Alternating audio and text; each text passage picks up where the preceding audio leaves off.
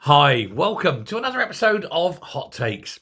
Now, when Angela Rayner announced the fact that they were going to build 1.2 million houses over 5 years, everybody in the construction industry, and probably everybody else as well, put their head backs and laughed manically because we all knew that it was quite impossible.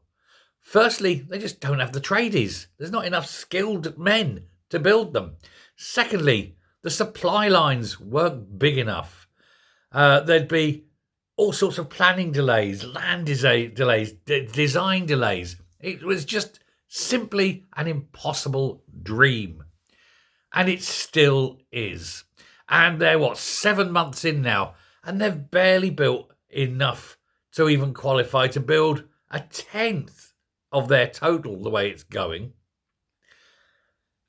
And it's going to get worse because there is an invisible problem, a problem that nobody could see.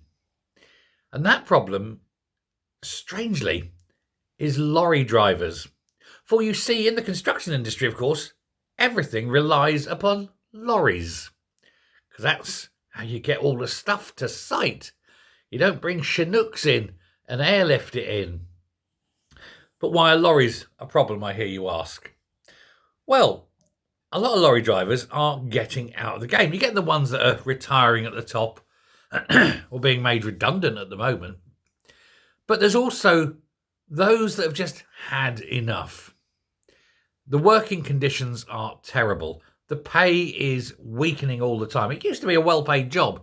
Not so much now. And when you're forced more or less to work 56-hour weeks, because often they have to have obligatory overtime in order to hit the targets that they've promised without hiring more men, which is expensive and, of course, about to get way more expensive because both the national insurance rises and fuel rises that will be coming in, as well as the rises on insurance, not national insurance, you understand, like vehicle insurance, they're all coming in.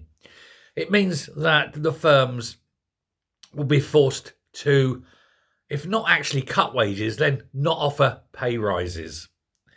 And what's happening? Well, as I say, the older drivers are all leaving out, and you think, oh, well, the younger drivers will replace them.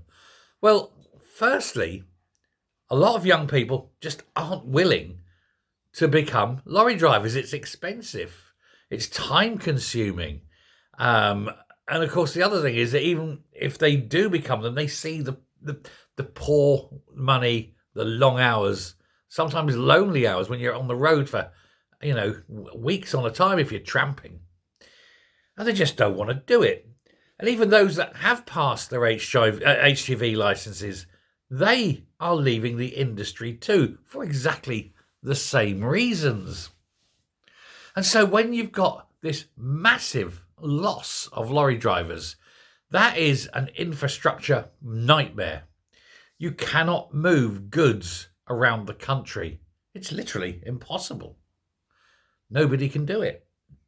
Now, you need a lot of lorry drivers. Despite all this push for getting traffic off the road, you need all these lorry drivers for house building and infrastructure.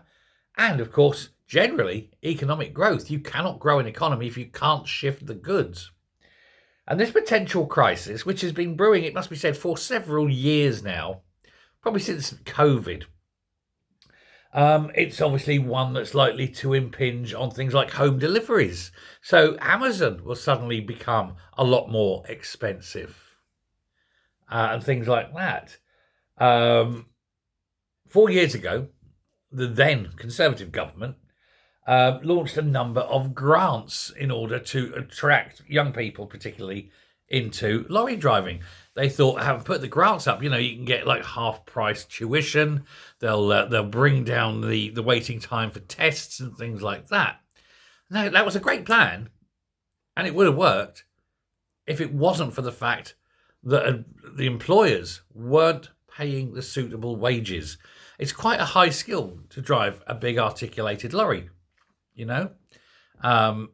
Even driving a non-articulated lorry is particularly difficult. They're big beasts, they're long beasts, they're heavy beasts. And, there's a skill level involved in non-artic lorries Once you're onto the Arctic ones, this is a highly skilled job and you need to be rewarded. But the money just isn't there. The trouble is the hauliers, they have to charge accordingly, but the people who want the stuff moved, they can't afford to pay it because they know that if they have to pay the full whack like that, then nobody will buy anything. The product they're buying is too expensive. And so this problem, which is already classed as severe back in sort of 2019, 2020, has only got worse. It's exacerbated over time to a point now where it actually is becoming a crisis. And it's a crisis that's going to hit all aspects of the industrial sector. Food distribution, plant movement.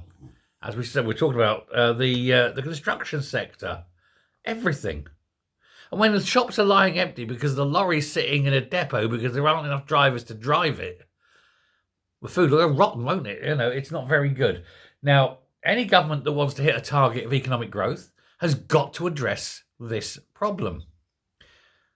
And there's only two things, I think, that will alter this problem. Number one, there's got to be a national minimum wage for the different grades of HGV driver. And it's got to be a significantly higher than the minimum wage. Number one. Number two, they've got to do maximum permitted hours of driving. You're not allowed to work more than at all, and pick a number of hours driving and things like that. Where I live in the Midlands, of course, is the transport hub of Britain. And the reason is a driver can only drive 4.5 hours, I believe it's 4.5 hours, without taking a break. And where we are here in the East Midlands, it covers 95% of the population of Britain, because you can go north for 4.5 hours, south for 4.5 hours, and whoom. And that's why we've actually got very good road transport around where I am. But it's full of distribution centres and warehouses. But for anyone who's out there, it's going to be difficult because it doesn't have necessarily the facilities. And so what do you do? You've got no lorry drivers. Britain's screwed, isn't it? And what are the government doing about it? Well, they haven't got a plan. So nothing. 47% of all lorry drivers, when questioned in a recent poll, said they were thinking of quitting within the next few years. That's nearly half of all lorry drivers. Sucks, doesn't it? And they haven't got a plan. But I said there's only one way of doing it. Up the money, cut the hours, and hope to God people start seeing it as a viable option for a career. Thanks very much. Bye.